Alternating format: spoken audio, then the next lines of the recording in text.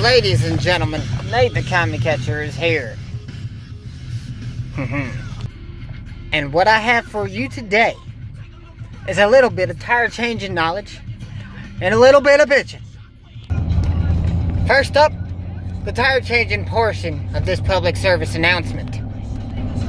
You drive down the road, all of a sudden, oh fuck, your tire has gone flat. As if all of the air fell out. What you need to do? Step your ass out the vehicle, walk to the ass end of the vehicle, pop that little storage compartment they call a trunk, lift up the piece of carpet down below, and see if you have a spare tire. There are other places that your spare tire could be, but majority of folks are only capable of doing the first portion before they say, fuck it, I'm calling for help. And that is fine. But assuming that you do have a spare tire in the location in which I described, and you decide, I'm going to do a manly thing and change this tire. Step one. Get your little wrench doohickey thing. It's in the shape of an L or a retarded crowbar. Has a little socket, hexagon type of doohickey in it. You take that part, you crank them lug nuts loose. Because chances are, if you were watching this video for the knowledge portion instead of the entertainment portion, you probably do not carry an impact gun on your vehicle. So, after you get done taking off them lug nuts, or nuts, don't take them all the way off, for the love of Christ, just a little bit.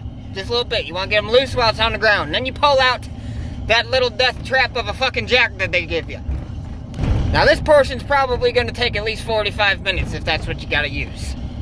But goddammit, you're a man and you can handle it.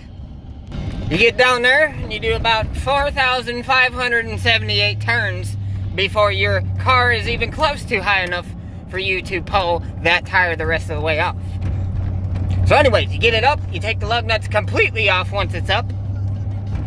But it seems as though your tire is still frozen to the doohickey. What you're gonna wanna do is get you a BFH. Big fucking hammer. Or some other type of sturdy swinging utensil. You're gonna wanna lay down up front because you don't wanna lay underneath the car with that death trap of a scissor jack. Lay up front of the car so that you can swing at that backside lip of your rim. Stay far enough out from underneath the car that if it was to come down or you have terrible aim and somehow smack your scissor jack, you just lose your arms and not the rest of you. One good whack on that backside of that rim should pop that bitch right off of there. Assuming you're a normal-sized human. Me, I am not. Sometimes it takes 2 or 3 whacks on there before she pops loose. But a normal-sized human could probably do it. Most normal-sized humans, if you hit it just right, it'll come off in one swing. What you do not do is swing at the front of your rim. Because 99% of the time, if you're swinging at the front of your tire rim doohickey thing, you're probably not smart enough to put your lug nuts back on the studs. And when you do that, and you hit them studs, it bends them studs. And when them studs bend, you are more than likely never going to get that tire off with the equipment that your dealership or manufacturer has provided you. And if somehow you magically do all these things and somehow get your spare tire off, your original tire off, you will not be able to get your spare tire on because the shit is not going to line up with the holes on your spare. Also, you don't want to fuck the threads up on them studs because if you can't change your fucking tire, chances are you can't change your fucking studs neither. Unless you have some kind of a fucking weird brain where shit that's pretty hard comes easy and shit that's pretty easy comes hard to you. If you take all these steps and you do these just so as I have described and don't do what I told you not to do, chances are you're gonna be a manly man and change your own tire.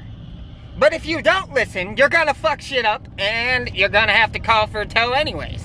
Only difference is there's gonna be more damage than there would have been if you'd have called us in the first place and not touched it. So anyways, yeah. And I was gonna do a bitching portion, but I realized I already ran up like 5 minutes, so we're not gonna do that. We'll leave that out and I'll get back to you at some other point when I come up with more funny shit to talk about. Commie, cut yours out. I love you. And I'll see y'all soon.